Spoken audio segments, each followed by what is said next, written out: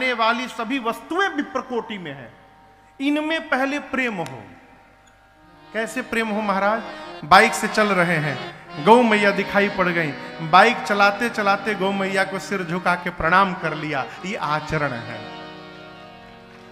नदी के ऊपर से चल रहे हैं, शीशा नीचे करके और हाथ जोड़कर नदी मैया को प्रणाम कर लिया, ये आचरण है। पहले ये हो, विप्र के चरणों में प्रेम हो। फिर निज निज करामा निरत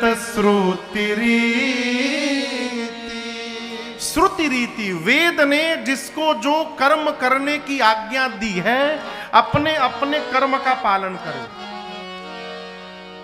यहां बहुत सारे विद्यार्थी बैठे हैं। विद्यार्थी का कर्म 5 घंटा पूजा करना नहीं है, विद्यार्थी का कर्म है पढ़ाई करना। विद्यार्थी यदि 4 घंटा अगरबत्ती दिखाएगा तो पढ़ेगा कब? वो उसका पढ़ाना ही उसके जीवन का कर्म है और उसकी पूजा है। किसान का कर्म है खेती करना, जो व्यापारी है उनका कर्म है व्यापार करना। 4 वर्ण है। अयोध्या कांड में गुरुदेव भगवान वशिष्ठ जी कहते हैं भरत जी से, ब्राह्मण का कर्म क्या है? वेद का अध्ययन करना। सोचिए विप्रज वेद विहीना तज निज धर्म विषय लय लीना। जो वेद से विहीन हो गया धर्म ब्राह्मण, उसको उसके बारे में सोचना चाहिए, वो सोच करने योग्य है। क्षत्रिय का धर्म कर्म क्या है? अपनी प्रजा को प्राण के समान प्रेम करना और नीति का पालन करना, ये उसका कर्म है, वेदाज्ञा है। वैश्य, वैश्य समझते हैं? वणिक, उनका कर्म क्या है? वैश्य का नित्य भगवान शंकर का अभिषेक करना। वणिक जो आप में से हैं, वणिक को नित्य 1 लोटा जल भगवान शंकर को चढ़ाना चाहिए। सोचिय बयस कृपण धनवानु जो न अतिथि शिव भगति सुजानु।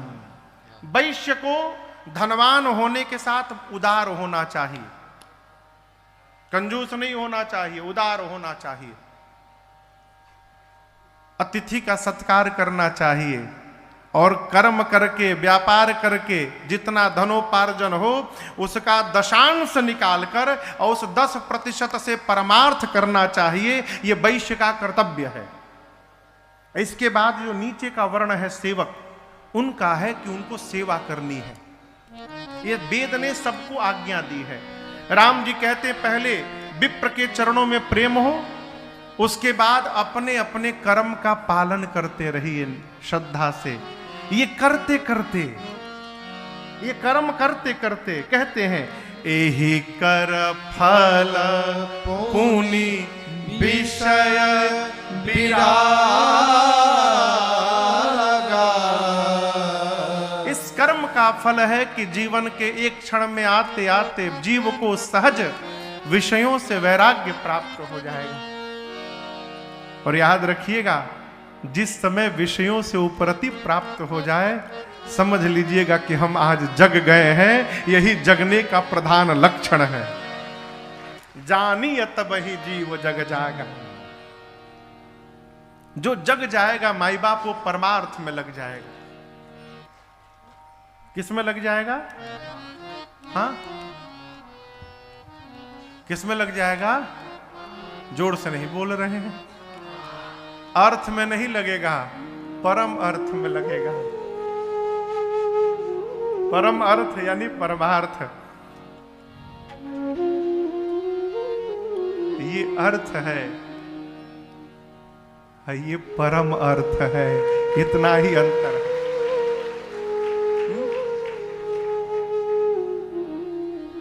निषाद जी बोले लक्ष्मण जी हमको परमार्थ समझा दीजिए।